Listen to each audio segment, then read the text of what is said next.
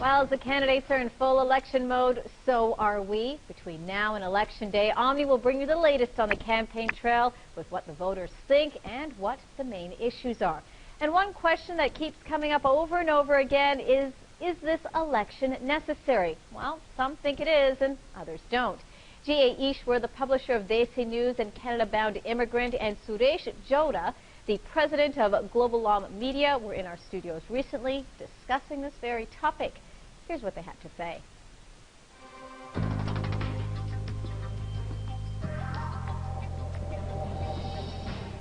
So the campaigning is up and running, but the question that voters are still being asked, and voters such as yourself, is, do we really need this election? Is this a waste of voters' time and money, or is it time that we do go to the polls? Suresh, let's throw this one to you first. It is time to go to the polls.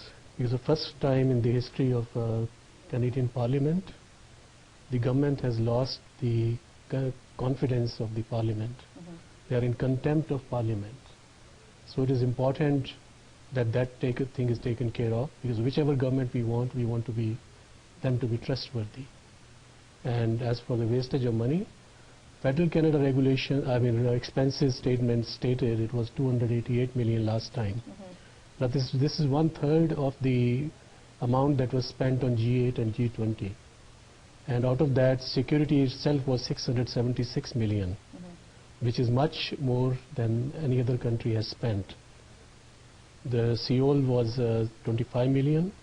In US, in Pittsburgh, they spent about $98.7 million.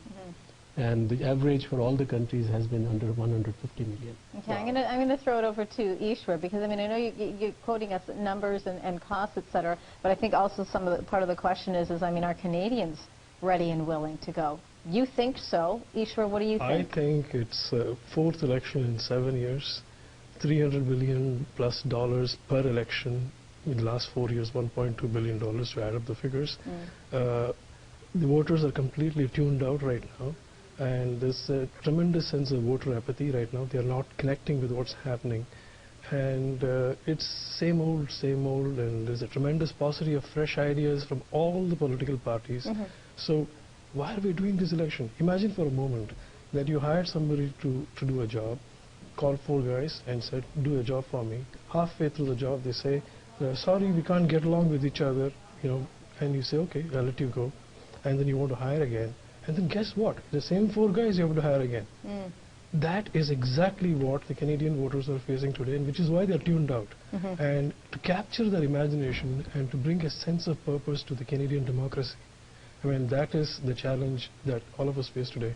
And that is what Mr. Ignatieff and Mr. Harper and Mr. Layton and all of them should do. Even down to Elizabeth May. I was just thinking, even that is such a deja vu. We just had the same thing, that she will be kept out, and then now she wants in. It is a deja vote. That's what I think. So, okay, but we are having an election. May 2nd, we are going to be going to the polls. Canadians are saying they do. Some Canadians, those that want to go to the polls, are saying we do want change. Others, as you say, are just so disjointed from the whole thing. Can this government, or any government, or new government that gets voted in, bring change that Canadians are looking for? Change for what? And change how? Unless and until you bring a fresh set of ideas into play, how do you bring about a change? If you don't convince me that there's going to be a change for the better, people are still wary of Stephen Harper. He has not gotten over that hump yet to become a widely accepted Prime Minister, which is the reason why Stephen Harper was voted into a minority government, because people did not entirely trust him with full power. And so there was a balance of power in the House of Commons, and he was elected with that. Even now that hasn't changed. Michael Ignatieff does not even have a name recognition in many parts of Canada. Perhaps in Ontario, but out west, no. So is this election with just same old set of old ideas?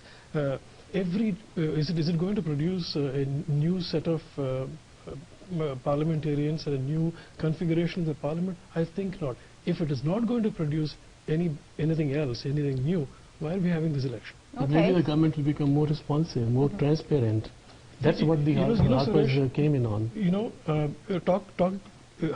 talking about responsiveness of the Harper conservatives, I find that they are still have an aura of hidden agenda about them. There is still, you feel that they say one thing but they do another. So then when you're saying this, and if this is what some Canadians are feeling, you yourself are a voter, then shouldn't we be going to an election to try and bring in the right person that is going to be ruling the country and leading the country? You can bring in the right person if the opposition is strong enough and they have got a strong leadership. But I don't think Liberals or the NDP have always been flat out at 16-17%. Mr. Ignatieff's leadership of Liberal Party is very questionable. He himself became a leader without a proper election within the party. So there is a sense that a weak Liberal leader, a Conservative party, really wanting to gain majority. So it is a very opportunistic election call rather than anything to do with the welfare of Canadians at large. Suresh, jump in here. Harper himself was the one who took the help of the opposition parties, Liberals in 2004, and then again in 2004 he actually wanted all these parties to be, Liberals to be thrown out. He took the help of Duceppe and Layton, he did. And he wrote a letter to the then Governor General saying that she should consult her with her options. But what does and then when he became Prime Minister, in 2009 he was supported by Liberals. So here's my question, at one time by NDP. Is this an election that's between the Liberals and the Conservatives, or is this election about the people? Suresh? The election is definitely about the people. People, as it is, have lost confidence. There has been discussions about what is the cost of this, what's the cost of that. F-35s, the government has come up with a figure of 75 million. Budget officer from Canada, Kevin Page, has said it is over 100 million. The US budget watchdog, Mark Sullivan, has said it is in the low hundreds. And his quote is like, it could be 100 to 115 million dollars also. And even Laurie Horn, who's the parliamentary secretary, was the parliamentary secretary to the defense minister, Mr. McKay, in the last government, he stated that we are buying the cheapest. The average is 133 million. So what is it that we need? This is a wastage of time. What we need is a transparency. We want the clear figures. The government didn't fall on the budget for sure, but the very fact, what are the budget figures like? Are they fudged? Are they correct? Are they not correct? I think the government fell on Mr. Ignatieff's perception that he has to fight the election now or never. So I think that's the reason why they defeated the government and they want to give it their shot. Because if it is not now, if the Harper Tories consolidate themselves in power, they probably felt that they don't really have a chance. But even now, they probably don't have much of a chance. Let me ask you a question, Suresh. Every day these guys, these politicians go out there on television and make fresh, new set of ideas. We will do the tax credit for the families, right? That comes, but that tax credit is not going to take effect until after 4 years. That's Harper's tax credit. But on the other side, the tax credit that Liberals are mentioning are something which Liberals is are happening not soon. singing from the same book. The Ontario Liberals are cutting the corporate tax on the one hand, and the Ignatieff Liberals are all for not cutting it. So you don't know which Liberal party. Well, the party in the center can be different from the party in the provinces, or it so can I'm be going similar to to stop that it there, also. but I'm going to ask you one quick question and a quick answer from both of you because we're running out of time. Can we bring in a majority government? Suresh? Maybe yes, maybe not. If it is not, it will be something which comes up with somebody, some other party's support, whether Liberals or Conservatives again.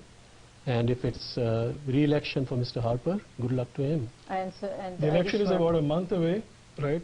And a week is an eternity in politics. And I think that if between now and the election day, if any of these parties change their game plan and come up with something fresh that captures my imagination as a voter and the voters at large, unless and until they can do that, I think we're headed for a minority. All right. Well, we'll see what happens on May 2nd. Gentlemen, thank you very much for taking the time to come and talk to me today. Thank you. Thanks.